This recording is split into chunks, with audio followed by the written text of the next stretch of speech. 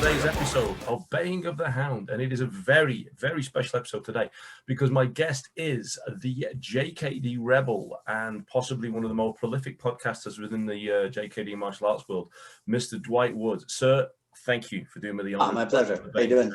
What's up? I'm doing good, brother. I'm doing good. So we were just discussing before we kicked off officially.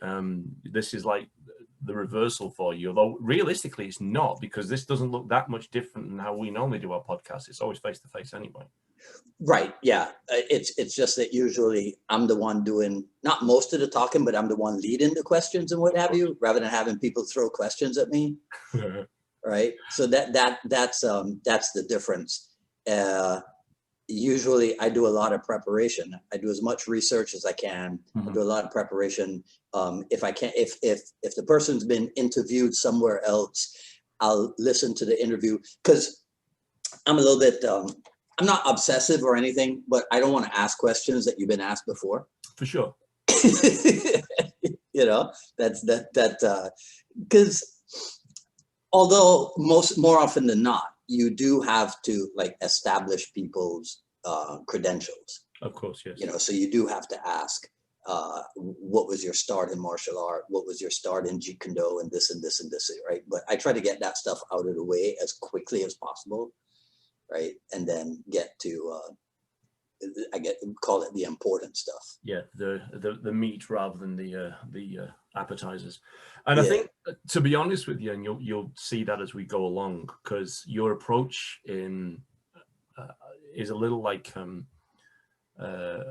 well thought out, well structured, disciplined approach to the podcast, and I dare say your martial arts training reflects that too as well. Oh, really? I have a throw shit at the wall approach and see what sticks. I am very afraid of that approach, even though I know that very, very often it is the approach one should use, because this is my analysis of it. Because I first heard the whole concept of throw stuff up on the wall. I heard that at business conferences. I had never heard it in any other area of endeavor. I heard it at business conferences, and my brain immediately rejects that. Oh. My brain says, you gotta know what you're doing. You gotta have it set up. Then you gotta put it out there before whatever.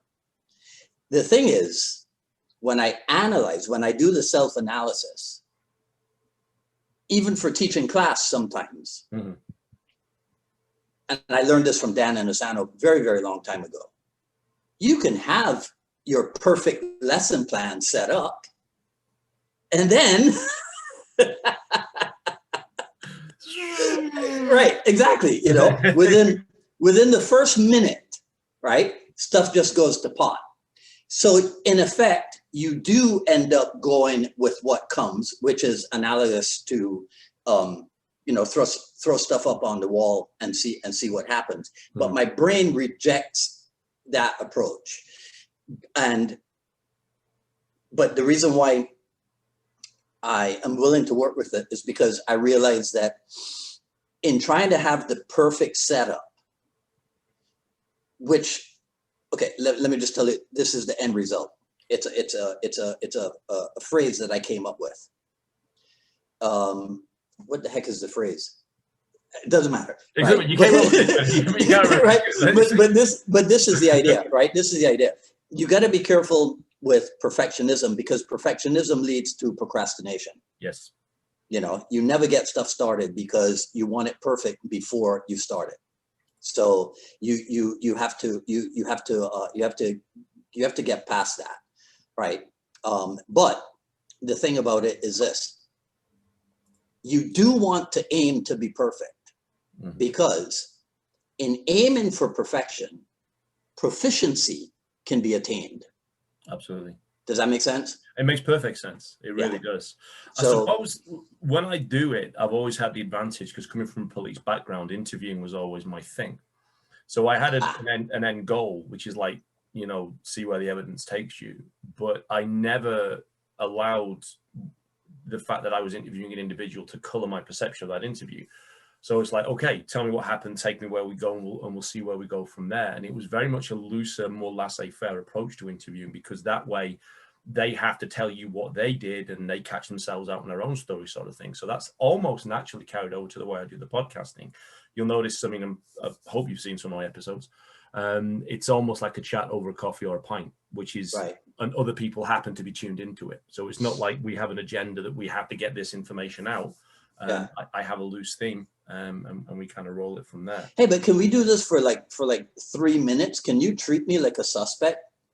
And if you want me to, I can. Right, treat me like a suspect and see what you can unravel without me being aware that I'm being unraveled. I'll be doing it for the full interview. I'm not going to lie. Oh, okay. That's kind of how it works. It's kind of how it goes. I see. It's already started, huh? Yeah. See, now look already. See, look how much loose you've been just talking about that. Now I found out you've got your introduction from a business meeting to a laissez-faire approach to information and things like that as well. Something I can explore later. But you see how it works. If you let people talk, they will tell you stuff without knowing it. It's it's amazing. It's like when you let people move, or when you spar with someone, they will tell you within the first 30 seconds so much about their training that you don't need to ask.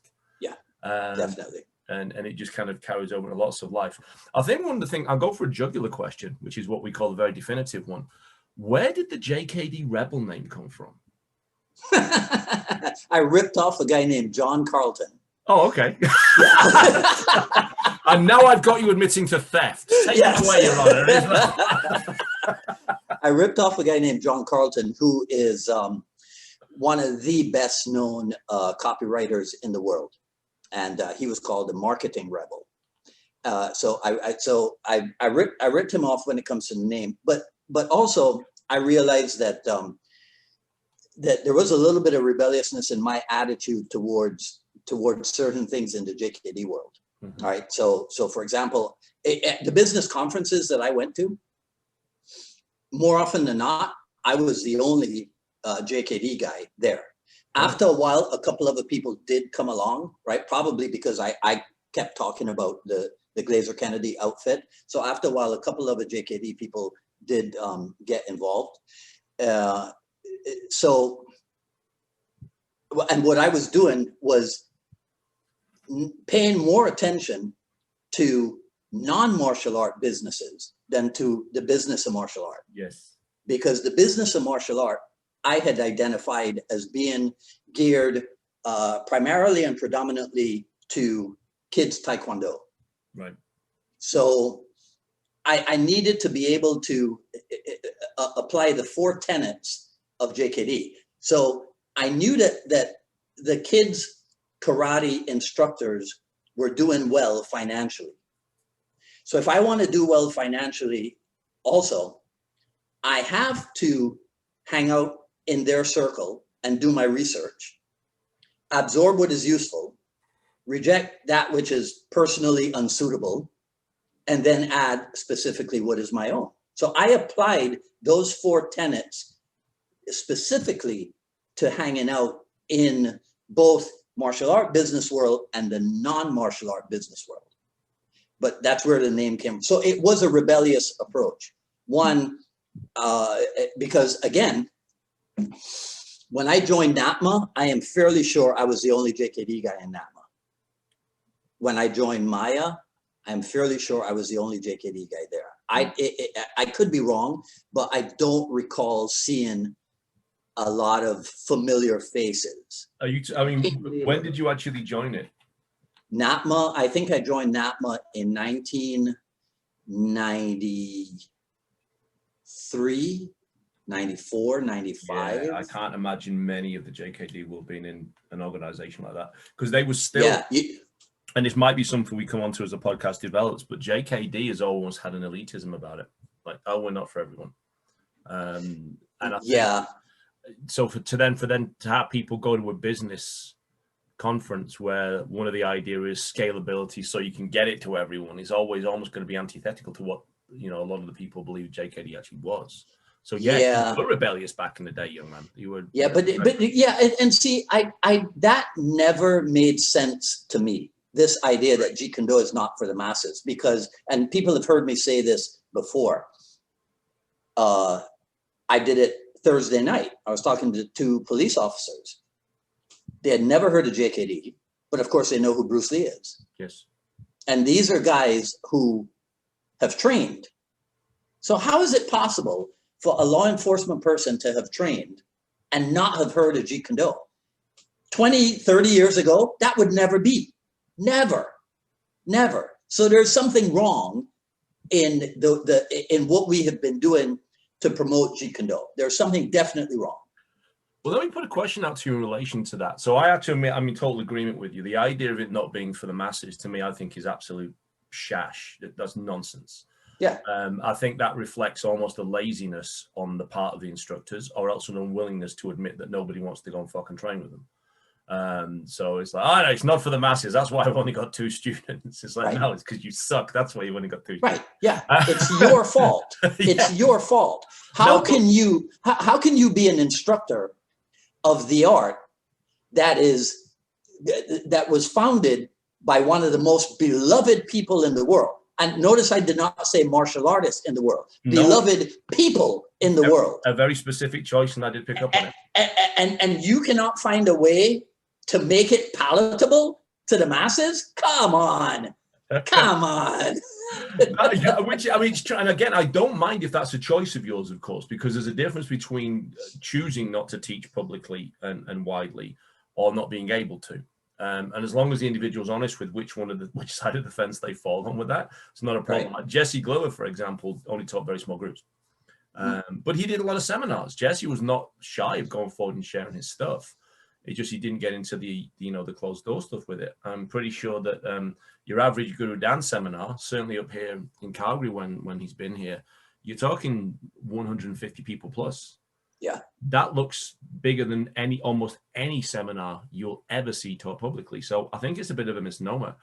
And I think it's also, there's a kind of pseudo intellectualism, or as I refer to it, mental onanism around JKD, that people want to have this sense of superiority or spiritual superiority. It's like, we know what you don't. It's like, goes in the air kind of thing. What do we do in Jeet Kune Do that's different in terms of our training? Because from my perspective, not a lot. The art, but our training don't. So how can it not be for the masses? Yeah, well, okay. Now, I venture to say that in the old days, right, erstwhile, our training was different. Because remember that Sifu Inosanto used to have to take, I call it a duffel bag, of focus mitts with him as luggage when he went to seminars in the early days. Yeah. Because the JKD clan was the only group that was using focus mitts. So in the early days, but the way I look at it, regular martial art training has caught up to the Jeet Kune Do. Okay. You see? So today, there's not that much difference. Today, everybody uses focus mitts. Everybody gloves up and puts shin gear on, and they go at each other. But that's not the way it was in the 70s, which is before my time, because I'm only like 30 years old. And right. And even in the 80s to a certain degree, because I remember down in Barbados, after I probably had the first pair of focus mitts on the island. Right. I probably did. I definitely had the first pair of Kali sticks. There's no way anybody else had before I did. And I used to hang out with, because just so I could have people to train with, I would go to the different martial art clubs on the island. Mm-hmm. So my boss at work, his son ran a Taekwondo group. And so I took my focus mitts over to them. And in true Inosanto form, it's his club, it's his group. So I just stay back and I become a student, right, even though I'm providing the equipment and what have you. And I swear to you, the first night that I gave them the focus mitts, he put them on and he went like this. It's a Taekwondo outfit. So everybody ran up to try to kick it high. They didn't know any different, I suppose. And yeah, exactly. Of course. Exactly. Well, I mean, and it's interesting because I'm picking up on something you laid out there in true Inosanto style, because it's accurate. And when I talk about the JKD world and things like that as well, obviously Guru Dan's name, you can't mention it, JKD, without his name coming up, because although I'm not a direct student of Guru Dan himself, obviously I've been to seminars of his, but his influence on my training and what I do is undeniable. Obviously, Sifu Singh himself, and I was with PFS prior to that, Guru Lee Banda in the UK, Jack McVicker when I was in the States as well. So it's definitely, I'm of that line, although I'm not direct from Guru Dan. So I've got nothing but mad respect for Guru Dan. He really is one of those guys that you can't not respect, in my opinion. But you are one of the, see, I always say there's people under Guru Dan and the students of Guru Dan. And there seemed to be a time when it kind of got cut off. You were firmly a student of Guru Dan. You were back in the school when, you know, the classes were all with him and it was a smaller group and things like that as well. What I'd like to do is take a little skip back in time to that, because there was a veritable who's who of people coming through the academy and things. Yeah. What was it like training back in the Inosanto Academy back then? Because, I mean, you just look at the names that come out from that era and it's the current legendary people in the JKD world have their roots kind of back there. So what was it like? Right. What was a typical session like that? Well, okay, see, this is the thing. I envy the people who came before I did. Right. You see, so I'm more interested in what the training sessions were like for people like Dave Lear, Cameron Rico, Tanya Subing Monroe, Chris Kent, Cass Magda. You see, because those are the 1970s people, right? Okay, so we have them, right? Then we have the late 70s into 80s people. You see, and so I'm one of those because I came in 83, right? And then, but here's what you have here. Sometimes I gather that people are not aware of this. I was never a California student. I was almost a California student because I almost moved from Barbados to LA. Right. Because of work, it made more sense for me to move to Miami instead. But also because of work, I went out to LA all the time. So there was a point where I was kind of a fixture at the Inosanto Academy. I've answered the phone there, right? That's you've made it right. Yeah, I've answered the phone. I even taught a class once. Yeah, because Davis Lear, he couldn't make it to his class, so I led his Wednesday night class or something. So yeah, I was there.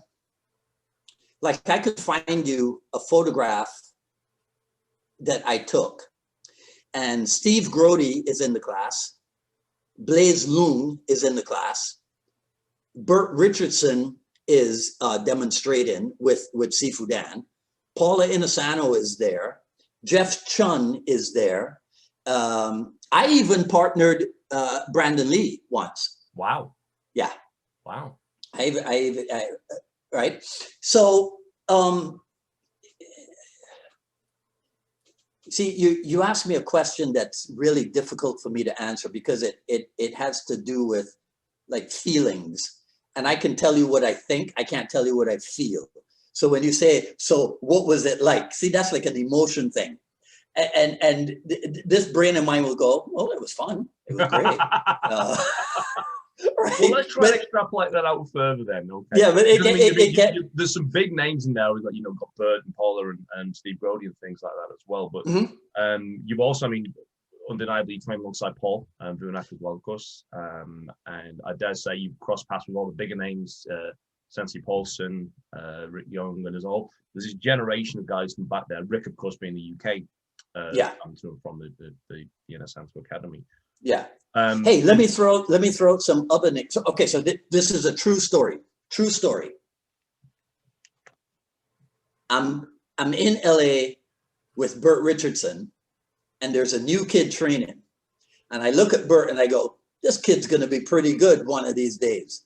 That was Damon Carroll. Wow. There you go. Hey, he's okay. He's got something. Right. He was brand new. Yeah. So I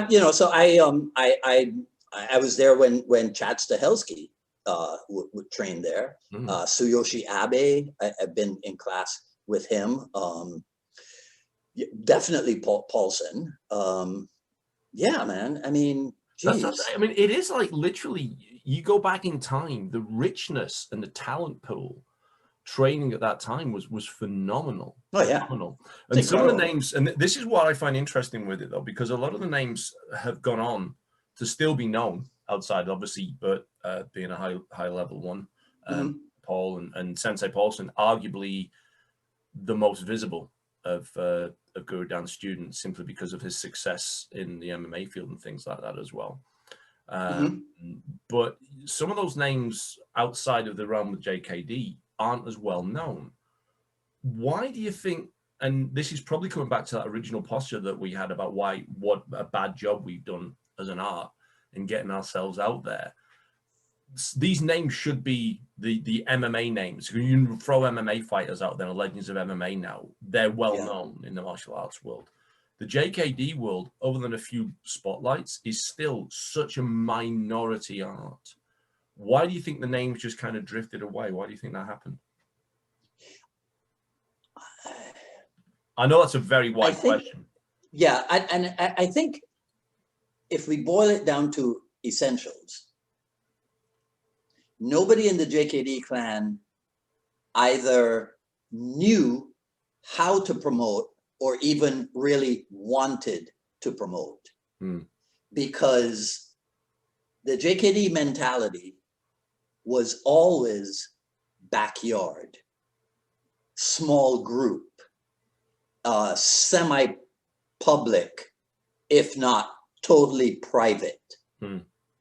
I think that was the, even though Bruce Lee opened up the Chinatown school, there was red enamel painted on the windows. I don't think there was a sign that said, Bruce Lee's Kung Fu or anything like that. Yeah. Right. So there was always that idea. And I can remember being told, "Nah, you don't want to do that. That's what the karate people do." So the whole idea. So, but everybody, not everybody, but a lot of people still wanted to follow the example of their seniors and their role models. So we wanted to open up schools. Okay, so you can open up a school, but you just went into business, buddy. Okay, now, why do you go into business? To fail? I think not. Of course not. Right? But we didn't know that. I knew that Dan Inosanto had a school in a warehouse. I got a school in a warehouse. Right? Now, when the paycheck from the corporate job allows you to pay the rent for the warehouse, you're good. When the corporate job goes away, you're not so good. Now that's the proverbial staring into the abyss. You see? Yeah. Now you got to start working stuff out. Well, that's another thing I want to ask as well. And I mentioned this. This is another discussion point that comes up when people talk about the commercialization of JKD. Bruce Lee charged a lot of money to teach people. Yeah, a lot of money. And again, people have heard me say this. Unfortunately, the term commercialization, when used in JKD, is used pejoratively. So I replace it with professionalization. I love that. And I actually, just so you know, I'm stealing that. So in the same way you stole your name. But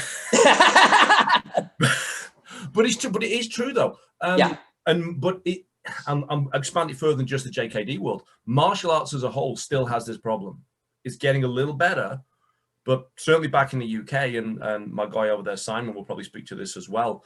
If you have a professional gym and you're not like an MMA gym or a Muay Thai competitive gym, but if a professional gym and you're charging professional fees with professional standards and all that sort of stuff, you get a lot of sideways glances because it's still associated with community centers, church halls, or sublet spaces that you throw a couple of bucks a night to go and train there. And then you've got to be out by 9 o'clock because a dog training class is coming in shortly after you and things like that as well. The idea of spending money on martial arts as a sport seems not only distasteful to martial arts community as a whole, but the general public seem very, very disinclined to do it. I don't know what it's like down in the States, but when it's hockey season here, we lose a lot of students in the martial arts. It's just gone. Right. They're not going to play hockey now. They do martial arts off season. And it doesn't seem to have the same hold on the hearts and minds of people as some of the more high profile sports, which will be obviously NFL football, hockey, basketball in the States, and in the UK, soccer, rugby, and the usual things. Well, I was always, sorry, go ahead. No. What always fascinated me was to see the Taekwondo millionaire martial art instructors, right? I always thought to myself, okay, what the heck do they have that JKD doesn't have, right? It's actually the other way around. There's a ton that Jeet Kune Do has that Taekwondo does not have. Yeah. But somehow the Taekwondo people have learned how to do a better job of selling it. We should not have to struggle to sell it because we have that guy. Yes. So we should not have a problem, all right, with selling it. I think it's just that, how should I put it? Sometimes we are our own worst enemies, right? Because there's a lot of what's his name? Gary Halbert. What Gary Halbert would call carbonized shite. Okay, you see how I did that? Yes. You see how I did that, right? Okay. Gary Halbert talks about carbonized shite that people have in their heads. There's a lot of that in the JKD world. And so it goes back to what we were talking about a few minutes ago. It's not for the masses. Okay, so if it's not for the masses, why are you opening up a business? Why are you opening up a school? Yep. You get what I'm saying? Yeah, no, right? I do. Okay, so then now the idea of sport, because Karate Kid in 1982, 83, 84, whenever it was, Karate Kid introduced the idea of martial art being an after-school activity. Right. All right. So you're going to sign your kid up for Taekwondo. What's he going to learn? He's going to learn how to kick and punch. Is there kicking and punching in JKD? Absolutely. People go, oh yeah, but JKD, you can't, it's not really for kids. You ever seen a picture of Bruce Lee training Brandon Lee? In his diaper, still in his diaper doing his Thank you, right? That's the example, that's the role model right there, as far as I am concerned. An interesting observation came up from Sarah Jade said Taekwondo became an Olympic sport. Do you think that would have had a difference? It certainly helped, but let me ask you this. Can the average Taekwondo mom, right? Can the average Taekwondo mom name the founder of Taekwondo? Absolutely not. Not a chance. Do you think a martial arts mom bring her kids to my school when I had a school, and I say, well, the stuff that we do here was founded by Bruce Lee. You think she knows who that is? I think she absolutely does. Of course she does. So we can't. So why doesn't that just sell it? Here's my take on it. We have an incredibly high profile founder, and we genuinely do. I still maintain, although a few of my friends disagree, the most famous martial artist of all time, bar none. Okay. Bar none. Okay. And I also maintain, arguments aside, probably the most influential. although you had the wuxia films and some of the more traditional kung fu films prior to that, there was no martial arts cinema outside of, say, China and a few of the theaters that you used to get in the seedy suburbs or downtown districts and things. Bruce Lee launched a whole renaissance within the martial arts world, really, and he made it mainstream. More than anyone else, he made it mainstream. Right. So we focus on Bruce Lee and what Bruce Lee can do. When you then come to explain what Jeet Kune Do is, there's a gulf between Bruce and how we explain Jeet Kune Do. Really? Yeah, I think there is, because if you actually say, I'll go to that Taekwondo school. Okay, I've got my kidlet that I want to learn martial arts. Okay, so what do you do at your school Taekwondo? What's the first thing they tell you? We do self-defense, we do fitness, we do sport, we do self-discipline, we do confidence. We'll teach you 10,000 kicks, 4,000 punches, and a lot of patterns. They can literally box it. There you go. This is your package, all in one deal. Off you go. Okay, so let me ask you this. Go. That package, does that package help the parents to sign the kid up? Yeah, absolutely it does. Okay, so where's the JKD package? That's where I'm going. We don't have one. Why not? Two reasons. One, nobody in Taekwondo is smarter than we are. So Nope. if they can develop a package, why can't we develop a package? two reasons. One, Okay. you can't even agree in a JKD world what JKD is. That's fine. That's fine. We do it. You do it on an individual basis. Which is what I do with my club. Yes, you do it on an individual basis. The other problem with Jeet Kune Do is essentially what you're talking about is a prescription for personal growth. So it happens to be martial arts is the vessel with which we do that. Mm-hmm. But because it's a much more multifaceted and layered art, if you try and sell it up front, you have a problem. So what I did when I sell it, and I'm not suggesting I'm perfect for doing this, but what I actually said was Jeet Kune Do was the art form by Bruce Lee, which was a reflection of his experiences that he developed from other martial arts and his desire for creating the ultimate system for the individual. It's primarily a street-based system that will give you the confidence to walk the street safely whilst also developing your personal physical attributes. Okay, the highest I'm going to stop you right there. I'm signing up with you for the last third of what you said. The middle third, but you have to preface that. So what I'll say, I mean, you leading with Bruce Lee. So you know what? Okay. Mainly self-defense is what we do here.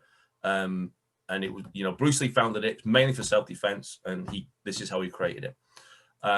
It's succinct enough because when you put the literature out for your club, because I mean, we have the advantage of being a multidiscipline club.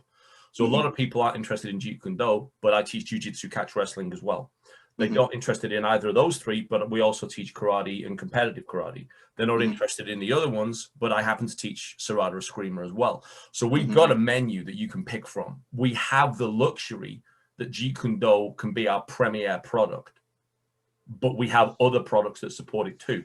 I think that's one of the biggest sufferings of the Jeet Kune Do school, because we don't do the uniforms, we don't do the belts, we don't do all the carrot and stick stuff that the mindset of people that are going into a sport want to be. Well, if I do a Jeet Kune Do, how long will it take me to get a black belt? We don't do belts in Jeet Kune Do. Oh, well, what do you do then? We don't. Oh, well, my friend's a black belt. Okay. Could I be a black belt too? Not in Jeet Kune Do. No. Watch this. Watch this. Right? We'll make this black stick the black belt. I'm in my office, and you say to me, well, if I sign up with you and I start studying Jeet Kune Do, when can I get a black belt? I pick up the black belt and I give it to you.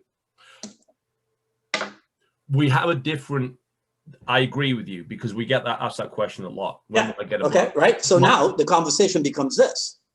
Now you have a black belt. What do you know? They go, nothing. I go, well, now I gave it to you. You don't even need me. I could give you the 800 number for Asian World of Martial Arts, for Century Martial Arts, for Rev Gear, and you can buy the black. Oh, by the way, if you want your black belt embroidered with Chinese letters, Korean letters, or Japanese letters, you can pay a premium for that, but you can get your black belt in about a week. Now, so in the karate schools, what they do in the karate school, you can buy over the phone. To get what we do, you got to step out onto the floor. Now, right. Which one is more valuable? I'm with you, and I agree with you. However, how do you then sell that to a parent that wants to put their 8 or 9-year-old into an art? Okay, well, here's the thing. See, here's the thing, right? I say to the parent, okay, so let me make sure I understand what we're doing here, right? Because this is an investment that we're both going to make in your child. So you need to answer me this, yes or no. You want your child to be just like everybody else, or you want your child to stand out? The answer is usually, I want my child to stand out or to gain something valuable. Okay, so you could sign your kid up at a karate school where everybody goes, or you could sign your school up with me, where I'm dedicated to making him a standout. Because we do not take the same approach that everybody else takes. So you tell me, same approach or standout approach? And you go for the standout approach every time. Yeah. But this is, and again. And I have the backing right here. I have the picture of him. I have the picture of him with Dan Inosanto. I have the picture of me and Dan Inosanto. So the lineage is right there in my office. You can see the lineage up there. So you know that I'm not farting around with you. You know it's legitimate. There's the evidence. That's all I'm saying. No, no, I agree. And to be honest, it's what we sell. Obviously, without the Dan Inosanto link, I can't claim I got as my link. Oh well. You know, it works anyway. But it does come to the interesting point though, because what you're selling is an authentic experience. And to me, this is the difference between selling McDonald's or selling a steak that's been finely prepared with garlic butter and all the vegetables and things that go along with that. Yeah. So, in principle, absolutely, I agree. I think you're on the ball, and that is indeed the same approach I take with it. Mm-hmm. What I found is being in business, and certainly the lessons learned from starting it, muddling through, and getting to the point where I'm at now. If you try to be all things to all people, you will be nothing to anyone. Right. So what I started saying to people was, this is what we offer. If you don't want this, or this isn't for you, let me know, and I'll find you a club that can do that. Mistake. It maybe so. Mistake. Yeah, it's a mistake. I'll tell you why. Somebody calls, right? And they go, so during the above the law era, Steven Seagal era, right? People call and they go, you guys teach Aikido? You go, no, we don't. Oh, okay, thanks. Bang, they hang up. You think they know what Aikido is? No, I don't think they got a clue. No, what are they looking for? They're looking for self-defense for themselves or their kid. But the movie is out. Aikido has become a household term because of Steven Seagal. So they're going to call you and they're going to try to use a term that they think makes it sound like they know what's going on. So when you go, no, we don't, and they hang up because they don't know how to say anything but that. Well, that's true as well, but by the same token, you can't give them what you don't do. But they don't want Aikido. But if they don't want Aikido if they're coming from a self-defense perspective. But if I get if I get them saying to me, and I've had this quite a few times, I want to compete in jiu-jitsu.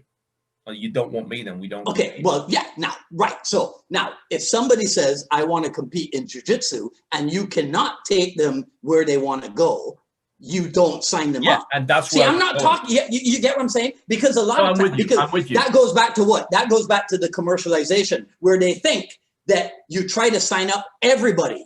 Yeah. No, you don't. No, you don't. And because this is where I'm coming from. We have to be able to offer them what they want. Yes. Now, this is coming back to the conversation about why does Jeet Kune Do not succeed in that sort of thing. A lot of people, what we offer within Jeet Kune Do is effectively a self-defense art with philosophical underpinnings that help you grow as an individual. Now, we can express that art elsewhere. I don't care what anybody says. You can compete with aspects of Jeet Kune Do quite happily. Joe Louis managed it back in the day. Everyone else has managed it since. So it's just laziness, sloppiness, or some other reason why people don't. Right. But we can't box it in the same way. We can have a package, but it's so multifaceted. It really is. Because if you look at a Taekwondo school, outside of individual instructors being better than others, that sort of thing as well, you can replicate that. Every single school looks the same. An ITF school is an ITF school. A WTF school is always a WTF school. Yeah. Within my town of Calgary, Alberta, there's myself, there's Andrew Corinne at Manx Martial Arts Academy, and there's Marvin Ishmael at Western Canada Martial Arts. Mm-hmm. You then have peripheral schools, Rod Coulter, who's of Kelly Warden lineage, and my good friend Michael Billings, who doesn't actually have a school. He teaches on a rotating basis, and he's non-classical Kung Fu, so he's from Jesse Glover line. Mm-hmm. Not one of us looks anything like the other. We teach differently, we have different emphasis, we have different flavors, and we're supposedly representing the same art. Now, that to me is both a blessing and a curse, because it's hard to sell something when you don't know what you're going to get from one school to the next. Taekwondo, Whoa. Hold on a second. Who's this you that doesn't know what you're going to get from school to school? Because, are these people visiting every school? Oh, they do here. Okay. They do right? here. Okay. But these people who are visiting every school. So of the names that you mentioned, I know, of course, Marvin Ishmael. Mm-hmm. Shout out to Marvin, homeboy from Trinidad. All right. So I don't see the average person hearing about your school and going and checking you out, and then going to Marvin's school and checking them out, and then thinking, well, they both said Jeet Kune Do, but they look different. What's going on here? I don't see that happening. No, it becomes down to which instructor do they prefer, which is closer to them. That's it. Right. That's it. So it's not the art that they're buying. Right. So, okay. So if it's not the art that they're buying, if it's the instructor or the setting or the school atmosphere or whatever, it doesn't matter that they're both JKD schools, but they don't look the same. It doesn't matter. No, it doesn't. But when you're researching mm-hmm. and you research Jeet Kune Do, if you see one thing and you get something else, there's always going to be that question of why. And this is what I mean about the standardization. I research Taekwondo, I always get that. I research Jiu-Jitsu, I always get that. Muay Thai, I always get that. Outside of a little flavor of each individual instructor. What do you think somebody gets if they research Jeet Kune Do? What do you think they get? They get all sorts. You get Civil War. You get videos of people showing stuff that's got no shit in business being called Jeet Kune Do. You get other people that look like they can fight, but they're currently doing jiu-jitsu. You get people arguing about whether Bruce Lee ate cornflakes or Cheerios. You get everything. And that's what's confusing. It's like, well, I don't know what the fuck I'm walking into if I do this. I'm going to go to Taekwondo school. Okay. Maybe, right? Maybe. But what if they call you and they say, so I've been researching Jeet Kune Do on my own, and I'm confused. And you go, okay, I'm so glad you called. That's an easy sell. If they call me, it's an easy sell. Right. But it's getting them to put the call in. And that's where we fail as an art. We can't get them to get to that point. Well, that's where we have to study things like the Taekwondo schools do. We have to study lead generation. Of course. We have to study website design. We have to study advertising, right? We have to study the ways to put your school in front of the eyes of people who are looking for martial art training. Mm-hmm. That's what we have to learn how to do that. Once we've done that, now we have to have a method for capturing their contact information. So for example, the law enforcement guys that I was talking to outside a public supermarket, mm-hmm. I have name and phone number, right? There's no encounter that does not culminate in the capturing of contact information. Well, this is interesting though, because we're now getting outside of what the art does and doesn't do, and we're getting into your professionalism and skill as a businessman, as a marketer, as someone who has a product of quality to offer. And for what it's worth, I agree with you 100%. I think you're absolutely right. But when it comes to what we represent as an art, we have no metric in Jeet Kune Do. We don't. You good or you? But I know what's good and I know what's not good when I look at it. But if you go to a Taekwondo school, a BJJ school, a Muay Thai school, or in some cases even a karate school, the average person doesn't know what they're looking at. They really don't. But if you go to a school that's a 5th-degree black belt or a school with a 3rd-degree black belt, the cognoscenti, without you explaining that to them, are going to look at the 5th-degree black belt as being better. They have no reference. They don't know what they're looking at. If you go to BJJ school and they've got 10 champions and this school's got 1 champion, that school's clearly got the better metric. Same with Muay Thai, same with any art that has an inbuilt quality control system to it. Jeet Kune Do has none of that. We don't. We have no metric that you can actually say we're the best Jeet Kune Do school because we do X. Because our metric is you walk away from the fight. Do you know what I mean? And that's, I think, one of the problems. And that's where it's the hardest sell, because anyone can sell self-defense. Yeah. Well, maybe we need to establish a metric. Oh, see, now I like where you're going. Yeah, maybe we need to establish, but here's the thing. We need to establish a metric for ourselves, not for the JKD world, because this is the thing, right? Here's what we're never going to have in my lifetime, maybe even your lifetime. I'm not that far behind you, in fairness. I'm 46. But you're way ahead of me because I'm only 30 years old. Right?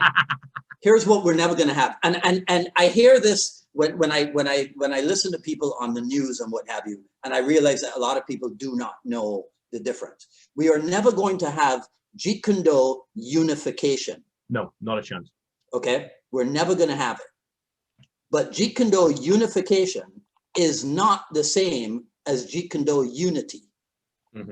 You see, there's an organization called the United Nations. It's not called the Unified Nations, because we're not talking about all nations of the world becoming one nation.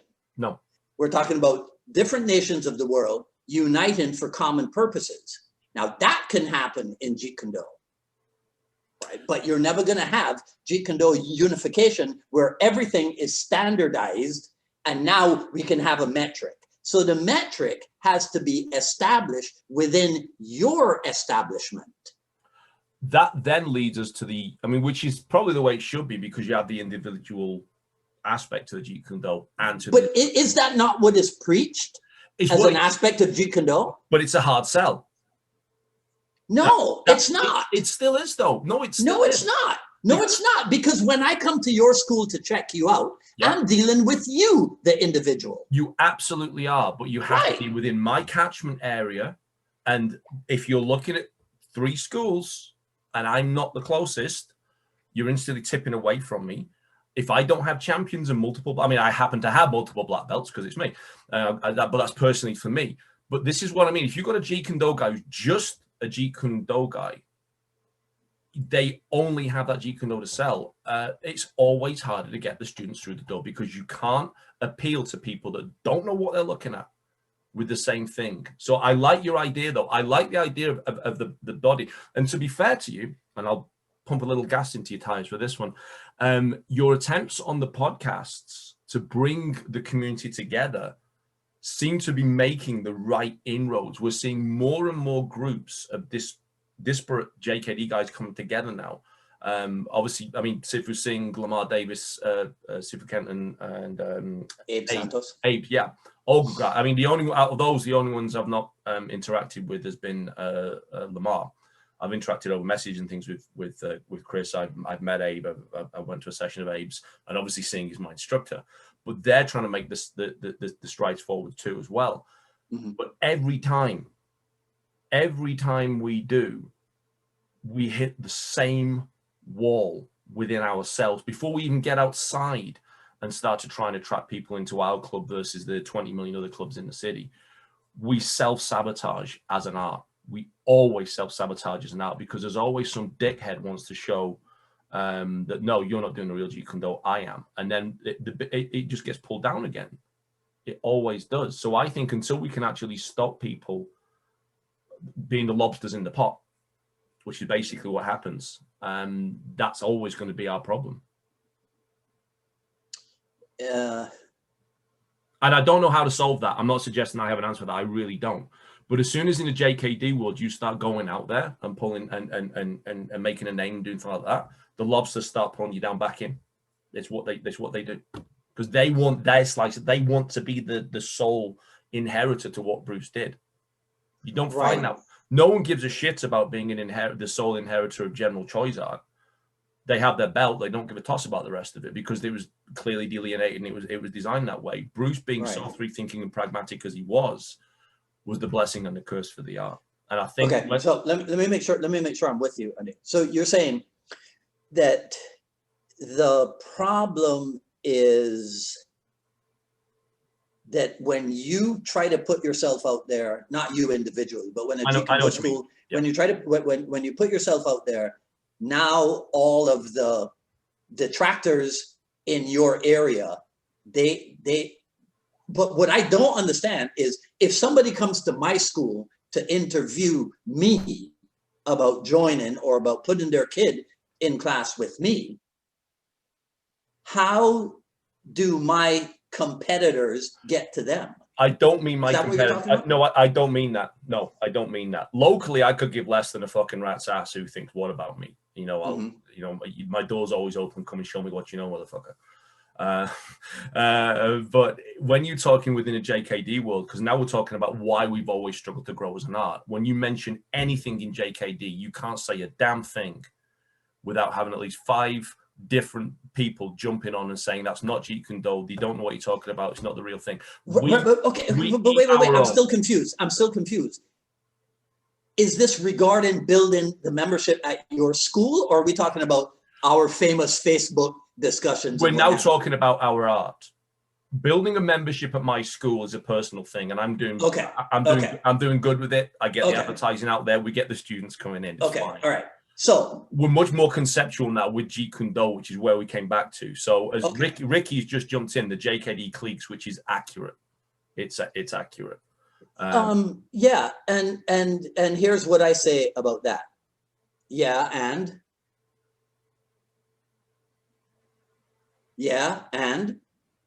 but that's what stopped us going forward. That's what might have stopped the art macrocosmically. Yeah, which is. But has it stopped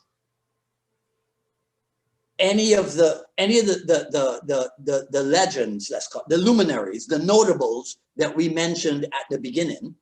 Has it stopped any of them on an individual basis from moving forward? No, it hasn't. Okay. But that's why I say, yeah, and. But then maybe that does come back to maybe we just don't become as big as the Taekwondo guys because we don't need to. I'm not interested in becoming as big as them because, look, and here's the thing. How many different Taekwondo federations are there? There's 2. At least 2. With the individual organizations underneath. Right. Okay. So then we got at least 2 in JKD. We got original. We got concepts. Yeah. So we're doing nothing. We're doing the same thing. We're no different. Right. We're doing the same thing. Right. It's nothing different. So it goes back to the idea of this. People are always going to talk crap about you. There's no 2 ways about it. Because I finally worked out why that is. One of the mistakes that we made in JKD in the early days was to reward talent. You see? And in many unfortunate instances, you ended up training your ultimate, I want to use a nice word. You ended up training and empowering your backstabber. Mm-hmm. That's what happened a lot in JKD because we always promoted and rewarded talent. But see, many times the talented guy is actually there with a secret agenda. You see? Mm-hmm. right? And it might not be at the very beginning, but after a while, he's there with you and he finds you cool and he wants to be cool too. And he sees how the students, you know, there's a, let's call it adulation for lack of a different expression. Right. And he wants to get some of that for himself. Well, the only way to do that is what? Supplant you in whatever way becomes possible. Now, if we had recognized and rewarded a different characteristic other than talent, you see, what if I noticed that I had a student who was very dedicated to me and to the academy? He might not have been the most talented person, right, in terms of physical skill, but he definitely could teach a beginner class. You see? So maybe now we learn how to identify who should be our assistant or whatever. You see? So I don't even know, how did we get onto this topic? We just started talking. Okay. Somebody must have pushed the switch or something. No, right? but okay. It's true. It's true that the rewarding of talent can lead to its own pecking order. Yeah, and feeding frenzy. Yeah, I don't think that's necessarily unique to JKD. I can tell you with a martial arts school, I won't name them, but where they had the class, the team, and the elite team. Yeah. And there was a very much a tiered approach, and that school wasn't unique in doing that, but there was a definitely, they had their favorites and they played their favorites. And I can see that in most martial arts schools to the point where I'm very deliberate. It's why I don't do anything like student of the month or any of that stuff. I don't do that. I used to when I first started schools back when I was teaching in the UK. I got rid of it quickly because it's like you ended up, the same student theoretically could get it 3 months in a row for doing the same thing. So it became like silly to me. Okay. So I don't know. I mean, I think we're currently trying to solve the meaning of life within Jeet Kune Do, and it's kind of difficult to do. Rich Moore has actually come up with a good one, which is how long did Bruce Lee teach Jeet Kune Do before he died? How long did he actually teach it? I mean, so do we answer that question based on the year in which he coined the term? Well, the year and then the year in which he died, and then we say, well, chronologically it was 6 years. But he wasn't doing it within that 6 years because he was away filming for a lot of it. So he used to delegate a lot of the responsibility to Guru Dan, of course. Yeah, but I don't understand. I don't understand the point of the question. You know what? Let's bring Rick on board. Maybe he can ask it himself. You up for that, Rick? Let's see if he wants to jump on.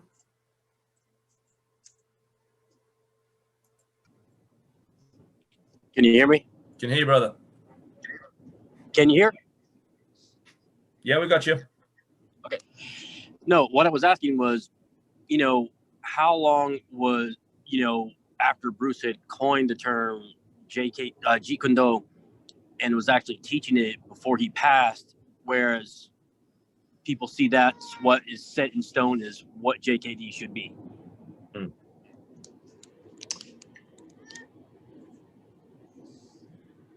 So do you get that, Dwight? Yeah. Can you hear me? Yeah. Okay. Well, so here's the thing. Chris Kent, I think, has a good breakdown of this.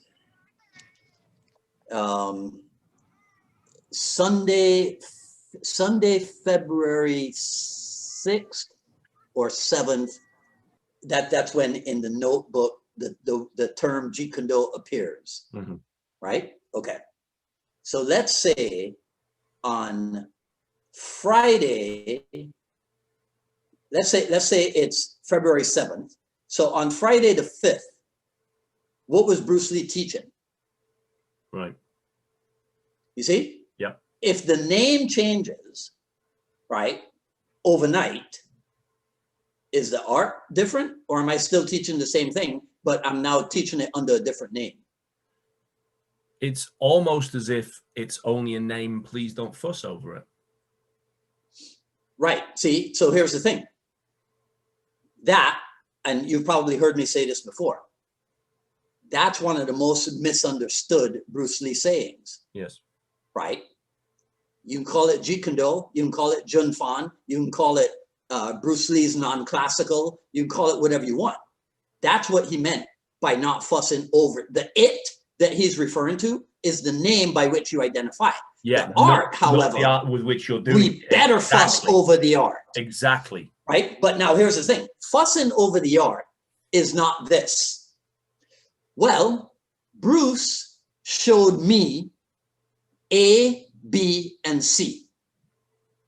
Another guy says, Bruce showed me D, E, and F.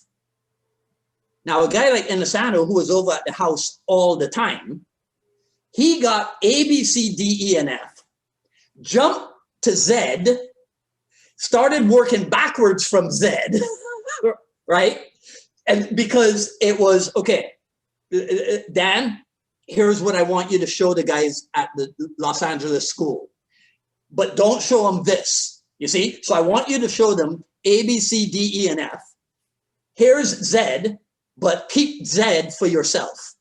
Right. I don't want you showing that, you know, we'll work out another time to show them Z. So all of the people who say it's just this, and you go, well, how do you know it's just that? Well, this is what I got from Bruce. Well, then you got partiality. Correct. So you know, so you got it from Bruce. Yeah, and does that mean that that's it? No, that's not it. If you really understood what you got from Bruce, then you should understand that you're supposed to take that and go work with it. So if you got A, B, and C, you go, okay, well, that's an understood expression when you say the ABCs. So I can leave that as it is. Now, CAB, well, that's a shortening of taxi cab, and it's used in the vernacular, and it's used in certain parts of the world. And then in England, you know, the black cab drivers, they got to know all this stuff about London and whatever to get their license. And now you go real deep into the CAB aspect of it. Yep.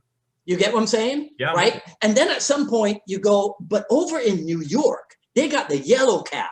So now what's the similarities between the black cab in London and the yellow cab in New York? And you stay with that CAB. But you're not staying with that CAB just as Bruce gave it to you because you understood that he wanted you to go forward with it.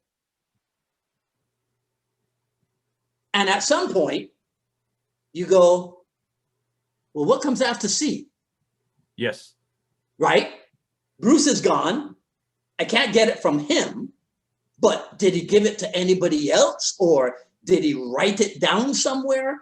Is any other knowledge available to me? And even more than that, was he right? Well, which is another thing that opens up. Exactly. And I'm not suggesting, because I mean, we've hit the hour, and I'm loving it because this is great stuff. But I'm not suggesting that we fully flesh that out yet, because part of this was a cunning strategy of mine to get you back on another date and do another podcast with you. But it does open a lot of things out as well. And I think we kind of come full circle to what we were discussing earlier on with why JKD maybe hasn't had that global impact or that global recognition the same way. It's because we are still searching ourselves. We're still finding the cause of our own ignorance, researching our own experiences. Yeah, but see, but this is the thing, right? This is the thing. We don't have to spend a lifetime finding the cause of our own ignorance. No, because here's the deal, right? You understand? Because when I discover, oh, that was one of the causes, now I'm no longer ignorant. Correct. In that regard. So now, whatever it is whatever it is I use to become cognizant as opposed to ignorant, now I apply it to another aspect. And I keep going and going and going and going. You see? So I'm never just always being ignorant. Who the hell wants to live and grow? You want to go from year to year and still be ignorant? What the hell is that? That makes no goddamn sense. But the world makes no sense. Even a casual glance at Facebook will show you how people will choose ignorance over actual education. But that's them. You see? Yeah, no, I don't have to go on Facebook. You understand what I'm saying? No, and I don't mean that about JKD. I mean that about the world in general. It's amazing how many people would rather live with their head stuck firmly in the mud rather than have their worldview change. Well, you know what? I was not put on this earth to save them. No, you were here to fulfill your own potential. I was not put on this earth to save them. Now, so here's what I do. I put out my content. If it resonates with somebody and they reach out to me or whatever, if I'm able to help you, I help you out. If it doesn't resonate with you, guess what? Doesn't affect me in the slightest, because I know that my content will not. It's impossible for it to resonate with everyone. You see? Yep. So that's the thing, right? And so you're not put on the earth to be. That's why. Can you imagine if my moniker was the I missed it. I hope you said the JKD conformist. No, the JKD savior. Oh, damn it! Yeah, no, that'd be right. See, imagine if I was that narcissistic that I go, yeah, I'm the JKD. You imagine the witch hunt that would come on with that? That'd be shocking, man. I should put that out there one day, just as a law. Yeah, actually do that. Say JKD dialogues coming up. The one about me being the JKD. It'll be the most listened to podcast you've ever done. Oh man, we've overran, but I mean, Dwight, literally, I could talk to you for hours, but I really could. Can I get your commitment to come back on and do another one of these? Oh, for sure. Fantastic, for sure. That'd be great. I've thrown it out to the floor for questions for people if anybody wants to jump in, but I got one from Rich again, Mr. Rich Moore. He said, in your opinion, if someone adds so many different pieces from the other arts and still can they still call it JKD, or are we still calling it by its other name? So I think what he's getting at there is, if we're adding other stuff to JKD and keep adding stuff to JKD, can we still call that JKD, or are we now just mixing our arts? Well, see, the problem is the use of the word add. Mm-hmm. You see, so the Inosanto sign that said add what is specifically your own. I've said this before. Too many people misinterpret the verb add as a synonym of accumulate. Yes. You see, now it could be said, perhaps Inosanto could have chosen a different word, but that was verbatim what was in Mao Zedong's book. Correct. It said add what is specifically your own. Correct. See, but this is the thing. Add in that context means synthesize. True. I'd go one further than that and say that what's specifically your own could mean your temperament, your personality, your outlook. Because if it's specifically your own, it's internal and specific to you. Yes. Not necessarily something that you've gained from either training in something else or have learned. It's that internalization aspect, that essence of your personality. Which is synthesis. Correct. Yeah. You see? So that's the problem. Everybody, look, here's the problem. Sometimes in JKD, too many people use what I call the surface level approach. Yes. You see? Got to dive deep, man. We're talking about Jeet Kune Do. You friggin' have to dive deep. If you live your Jeet Kune Do at a surface level, I don't really want to deal with you. Mm-hmm. You see? Because you're going to want to bring up original versus concepts. You're going to want to bring up power side forward. What the hell? You have two arms, man. Make them both power side. God damn it. We did this on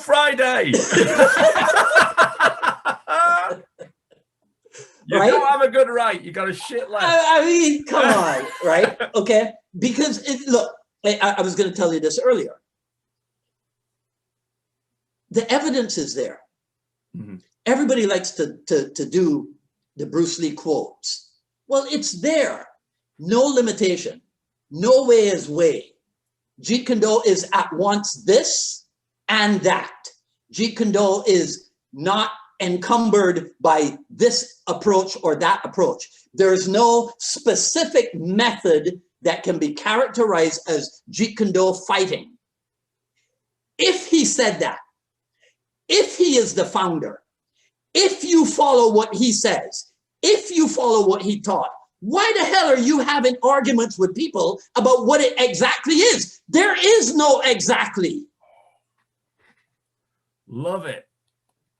See, this is why I need you on the show, because you're more animated with me than you are when you're on your own, because you're playing a much more cautious role. Well, see, when if I'm interviewing you, it's not about me. No, I have no opinion.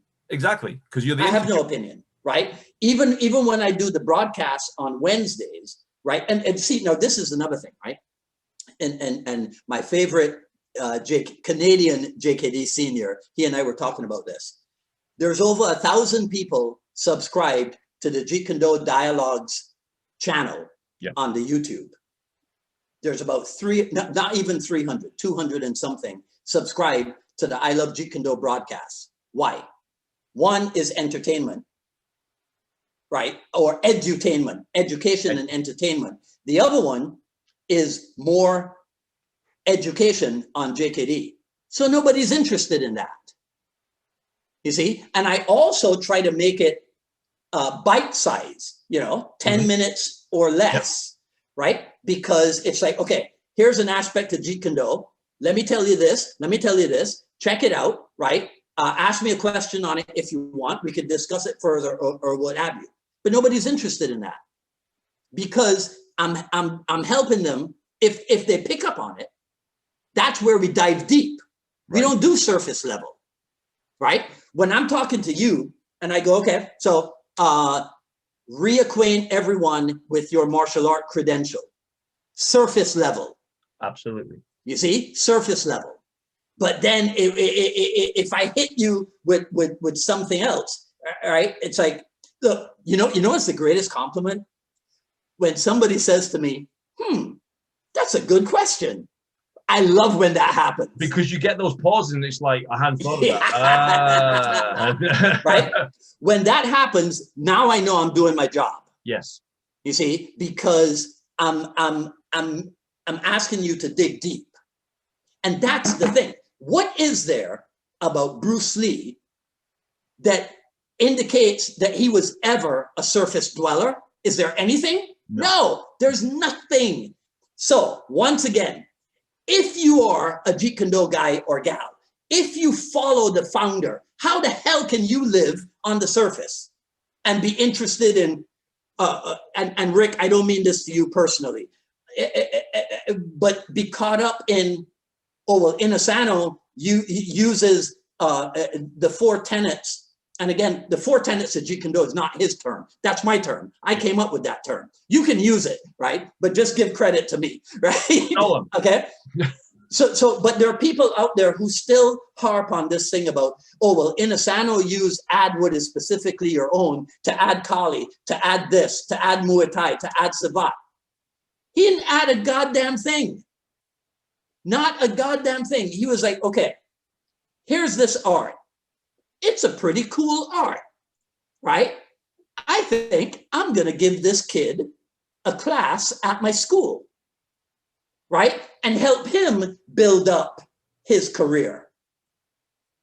I think I'm going to give this old man a class at my school and help him build up his career. And I'm going to suggest to my network, worldwide network of students, that they bring these guys in for seminars and build up their careers, but also build up everyone's store of knowledge.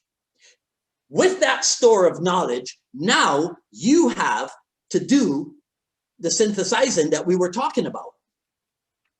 And that's how you develop what is what Richard Bustillo would call your own Jeet Kune Do.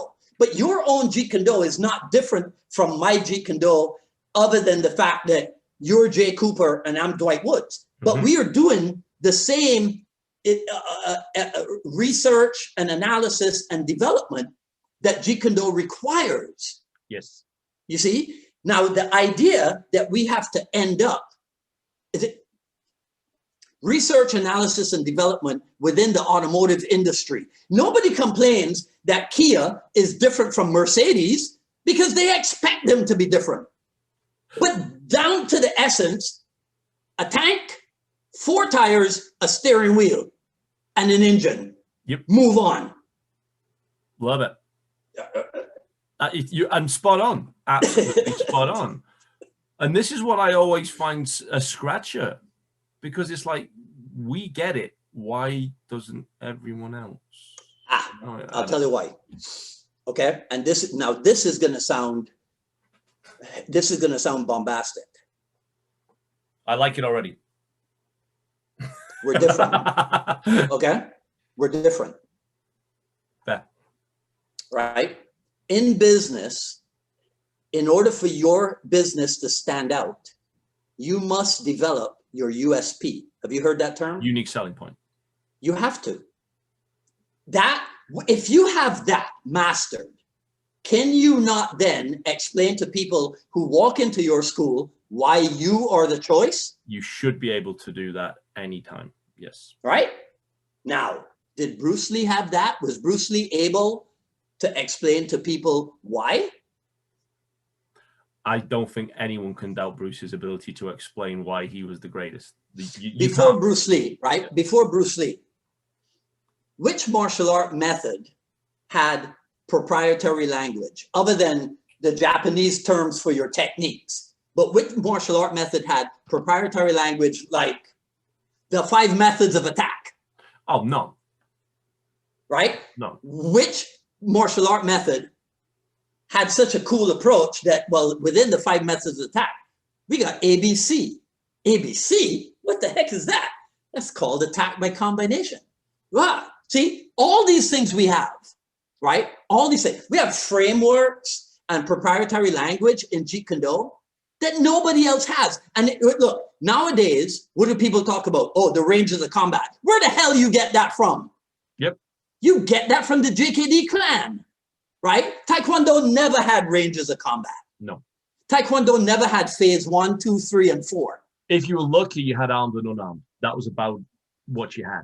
Right? Those were the phases of combat that they'd used. Armed and unarmed, that was it. Right. Okay. So we have all these selling points, all these unique selling points. Nobody makes use of them. You see? Yeah. Nobody has. When people sign up at your school, do they get the student handbook that gives the history of Jeet Kune Do, the instructor's history, the history of the school, what they can expect as a student, right? What your hopes and goals for them as a student are, and tidbits like that. Do we have that written out? Do we have that document? We probably should, in fairness. Well, let me ask you this. Do we have a document for when people make the appointment to come in and check out the school, paperwork that they walk away with? Yes. No, look, I'll just put it to you this way. The goal of that initial consultation is what? What's the goal of the initial consultation? To get them to sign up, let's be honest, that's the end goal. No. Go? The goal of the initial consultation is to have them sign up for an introductory course. Right. You see, because I just met you 30 minutes ago when I came to your school to check you out. I'm not ready to sign up. No. You see? So you do what Dan Kennedy calls delay the sale. You delay the sale by doing an introductory course. Now, most people, the introductory course is what? A free private lesson or whatever. I charge $19.95 for my introductory course. Yep. Right? Because skin in the game. If you're willing to pay me $20 to check it out, it's pretty likely you're like 75% convinced I am the guy for you. And it's interesting you say that, because we found with our business model, when we started charging for our trial, we used to do a trial. We still do the free trial lesson to come in and check us out, just one. Which I think that's expected. I think it's fair, which is why we still do it. We don't do contracts. We don't believe in those. Okay. There's a plus and minus to that. But when we used to say, have a free week, have a free 2 weeks, have a free month, whatever happens to be, to try and make it more appealing. We found that as soon as we said we will give you a massive discount off your first month while you try us out, we got far more uptake on that than we did on something for free. And the phrase you use is the one that we use as well, and I love it to death, and I use it regularly: skin in the game. Yeah. I'm committing to you, commit something to me, and we'll both work together. If you ain't committing to me, frankly, I don't want you. Okay. Now, you said that you don't use contracts, right? Correct. Okay. So don't use a contract, but use an agreement. Yeah. Yeah. Okay. Use an agreement, because here's the thing. Remember that there are people out there wondering how long does it take to get a black belt, right? So I go through the process and I explain to you that the black belt in traditional schools is really how you measure the acquisition of skill and knowledge. And that takes place over a period of time. So in our methodology, everything is divided up into phases. You see? So here's the thing. We know that let's say on average in the Taekwondo school, because we'll use them as the model, rather than the Jiu-Jitsu school, because the black belt in Jiu-Jitsu is 10 years. Yes, pretty much. Yeah, but they got Helio Gracie selling that, so they don't have to worry. You see, that 10-year thing has clout. Yes. You understand? Right? So they don't have to worry. We do. But we know that it's about 4 years. So what? We call it phases. So I need a minimum commitment from you in what we call basics, which is a 6-month agreement. If you tell me you really want this, here's what I can guarantee you. You will know more in 6 months than you know right now. Right. And because we are training in Jeet Kune Do, you will know more in 6 months than 16 months in the Taekwondo school. I like it. Okay. Yep. And if they go, well, how do you know that? Well, because the top Taekwondo school, I used to train their staff in Jeet Kune Do and Kali and Muay Thai. And so they showed me their curriculum from white belt to black belt. It's like this much. My curriculum for you from unranked to first rank, which is phase 1, 12 months. Is this much? Is this much. You see, we have to have the confidence in our thing and not hem and haw and beat around the bush with it. Oh, well, look, here's the stupidest thing that we used to do in the old days. It's easier for me to tell you what Jeet Kune Do is not than what it is. Oh, God, why would you do that? Yes. Hey, man, we were cool. Yeah, we're the alternative kids. We were cool and esoteric, right? But stupid. Because nobody is asking you to tell them what your thing isn't. But see, Dan Inosanto could say that to me, and I'd be like, yeah. Because I'm not normal. You see, I'm not normal. But here's the thing, right? And I don't mean to sound like I'm putting people down or what have you. No. Look, let's finish up with this because I'm taking up too much of your time. You are absolutely are not. I'm more taking yours, in fairness. Right. So here's the thing that we know about the masses. Here's the thing that we know about the masses that the masses don't know about themselves. They want to get better. They want to do better. They want to be better. They want to learn stuff. Nobody wants to be an idiot. So if they come to us, it's our job to do the utmost to get them on the right path. And in my experience, Jeet Kune Do is one of the greatest paths, in my experience. So it's my job. If they come to me, now I got to do everything that I can. But I do it knowing that I'm not going to get everybody. Because ultimately, so we talked about the goal of the initial consultation is to sign up for the introductory course. And your metric is 80%. Okay. Right? Now, the goal of the first lesson in the introductory course is to have 100% show up for the second lesson. Okay? The goal of the second lesson is to have 80% of them extend into a membership agreement. Right. So by the time you do all the calculations, 50% of the people who contact you should sign up. By the time you break down the 80s and the 80s and the whatever, 50% of the people who, which is not an unreasonable goal. No, it's not. You see, it's totally unreasonable to expect 80% of the people. But as you get better at it, as you get better at the selling, let's call it, your numbers can improve for sure, right? I never got to the point where consistently people would sign up on first visit.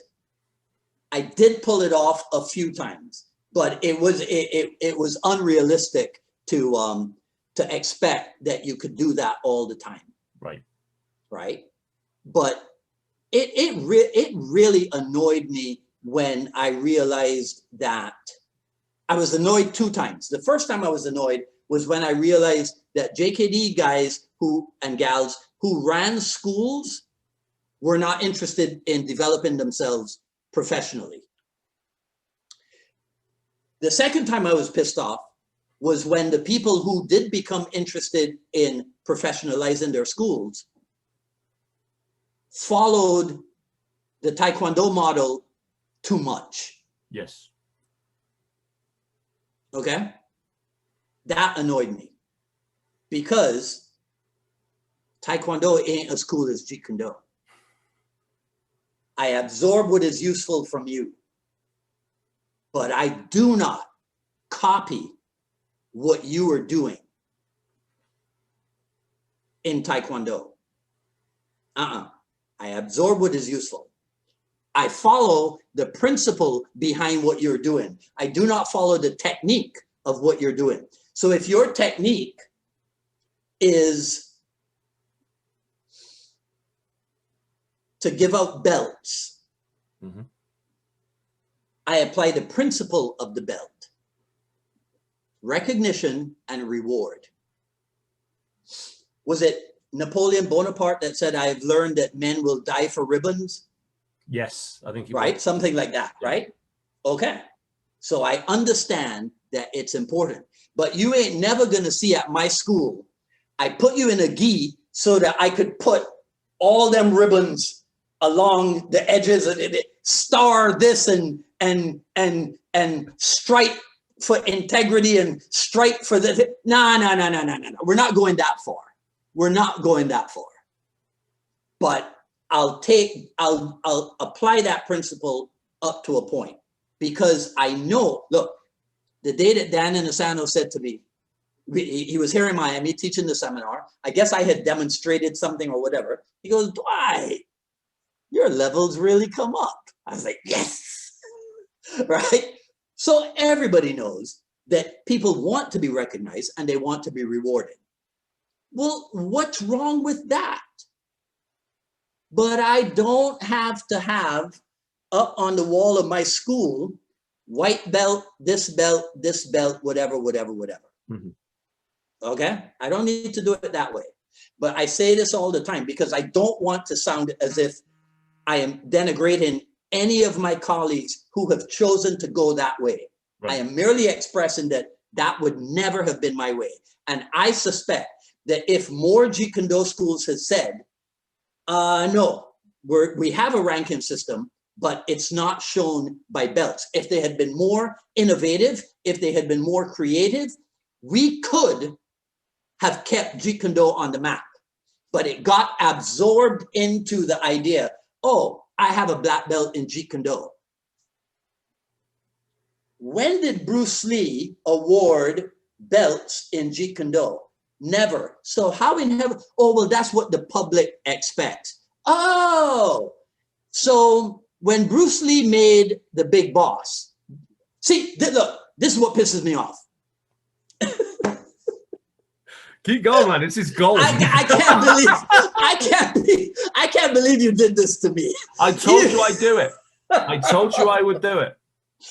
Okay. Again, because some of them will not live deeply in Jeet Kune Do, they have not read Bay Logan's book, Bruce Lee and I. So they don't know the back story, right, about the fight choreography in The Big Boss. See, and I've said this many times before, I'm at the Plaza Cinema or Empire Theater in Barbados or Globe Cinema, and the fight scene in Big Boss starts, and I go like this. Because it was unlike anything that I had seen in a Wang Yu film, in a Chi Kwan Chung, Chen Kwan Tai, Fu Sheng. Bruce Lee's Kung Fu fighting was different. And I woke up. Years later, decades later, in Bay Logan's book, you read about the fact that Bruce Lee said, I am not fighting like those guys. This is my approach. And there were people who thought, who the hell does he think he is? We are established Kung Fu filmmakers. You are some upstart that used to do movies when you were a kid here in Hong Kong, and then you left us and you went to the States, and now you're coming back, and as we would say in Barbados, you think you're big and bold. But he stuck to his guns. Raymond Chow supported him in it. Lo Wei gave him the chance, and they changed history. They made history, and they changed the complexion of Kung Fu film fight choreography. All because Bruce Lee did what? He did not give the public what they expected. Bruce Lee had the guts and the courage to say, I'm Bruce Lee. This is how I do it. And if you are a Jeet Kune Do guy or a Jeet Kune Do gal, and if you follow the founder's teachings, and if you teach it yourself or whatever, you gotta have those same cojones, as we say here in Miami. You got it. In some aspect of your JKD living, you have to have that courage too. You do not go, oh, it's what the public expects. Damn the public, even though you need them, right? Damn their expectations, yes. Right? Tell them what to expect. Look, you're getting now to don't give them what they want, give them what they need. Exactly. And here's the thing. As a business person, as a professional business person, that's your job. You have to constantly you have to be in that imbalanced state where you're constantly trying to perfect that blend of what they want and what they need. Because sometimes they do not know what they want. Sometimes they do. Many times they have no idea what it is that they need. So that's where your expertise comes in. And that's the challenge and the fun of being a professional Jeet Kune Do instructor. You got to be willing to take on that task of being imbalanced. Otherwise, don't be an instructor, be a fighter. And now as a fighter, Mike Tyson never had to worry about how to run a boxing gym. Nope. Right? Mike Tyson was never a boxing coach, as far as I know. So he could focus on what? Fight. But if you're running the boxing gym, you have other concerns. If you're the Jeet Kune Do, the professional Jeet Kune Do instructor, you have other concerns.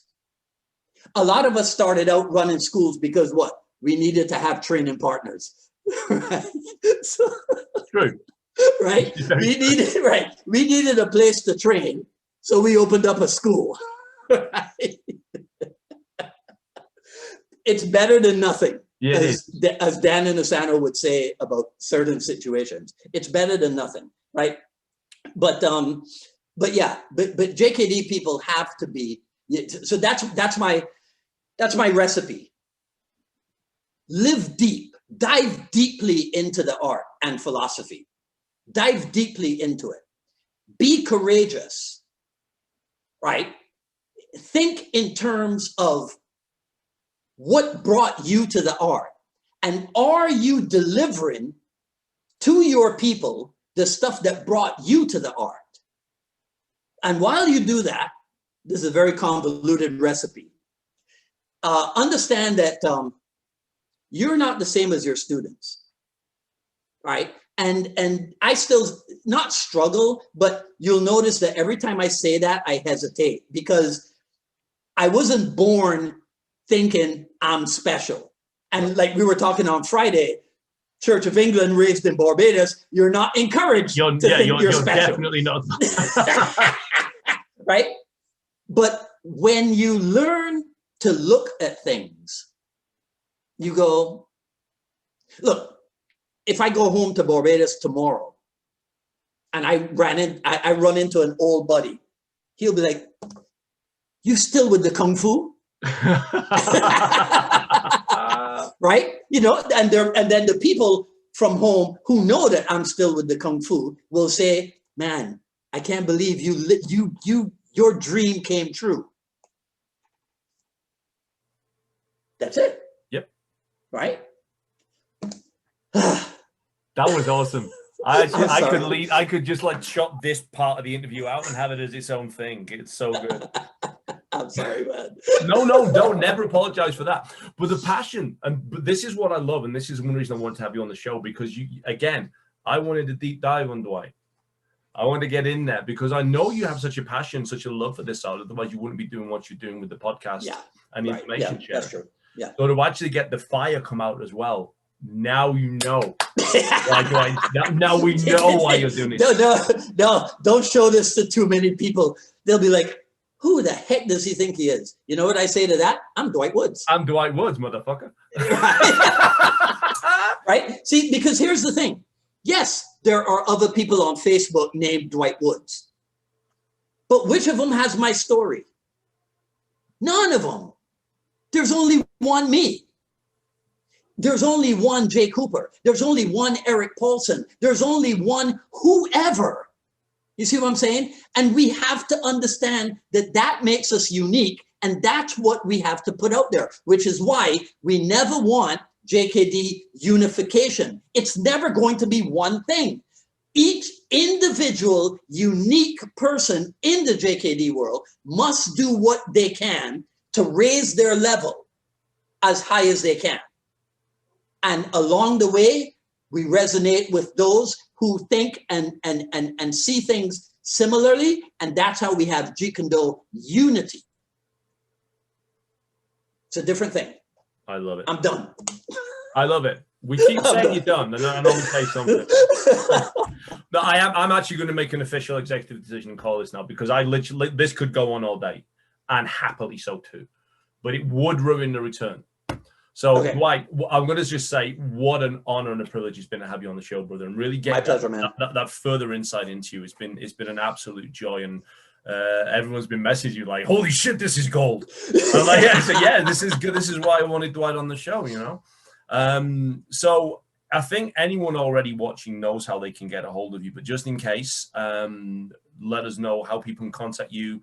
How they can get a hold of you for further information, for training, or for anything else that they're interested in. So even though I'm only 30 years old, I still use email primarily, right? I'm not a big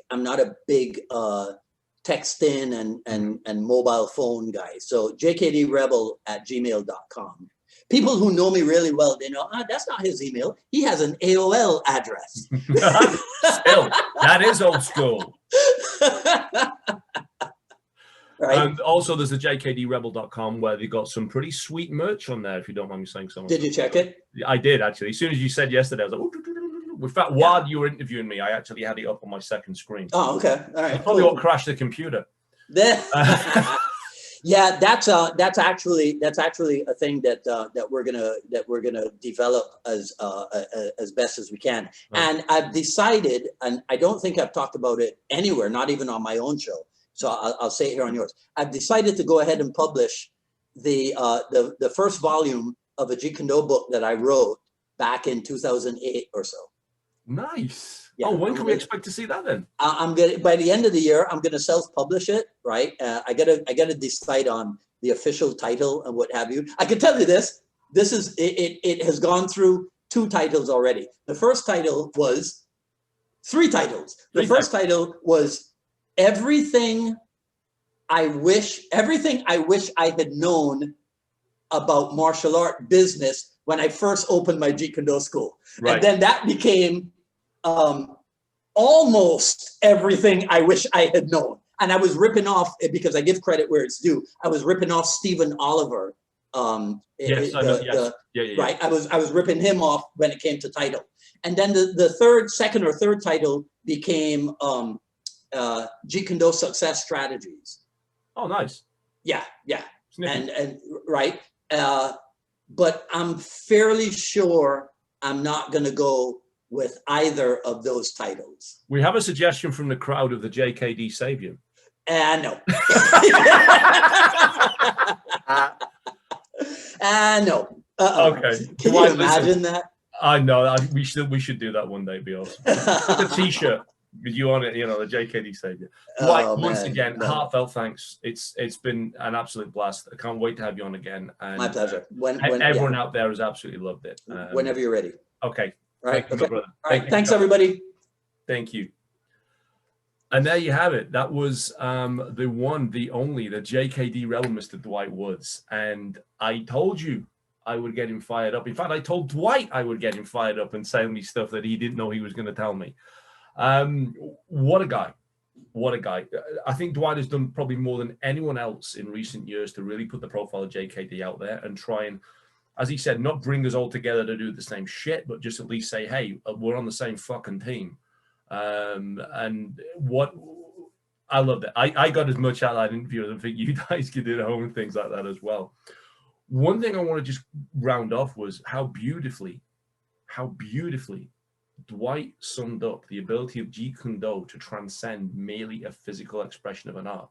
Because what did he say when he was talking about learning from the Taekwondo school? Well, I want to see what they're doing, but I don't want to copy them. I want the essence of what they do so I can learn a lesson and move forward. That's what we do when we look at these other arts. That's what we do when we go outside our realms. We don't need to copy Muay Thai. We don't need to copy BJJ. We don't need to copy these other things in Jeet Kune Do. But we do need to see what they're doing, because there's a lot of stuff we can extract from that, which is the essence, without it being the exact duplication. And I just thought that was a beautiful way to show how that JKD can just become part of the DNA of our whole being. And I thought it was a wonderful encapsulation of that. So, yeah, what a show. I'm looking forward to cutting that one and putting that one out so everyone can listen to it on their audio as well. So big thank you to Dwight for doing the interview with us. Big thank you to everyone for joining us. It's always a pleasure to see the people joining in and asking the questions live as they go. As always, please share this absolutely anywhere. The more people see it, the more the information gets out there, and the better we get the circulation going. This is the Hound signing off. Until next time, take care of yourself, take care of each other. The times get increasingly uncertain as we move along, and the only thing we can do is keep representing ourselves the best we can and trying to make the world a little bit better for everyone else that's in it. Until next time, guys. Bye-bye.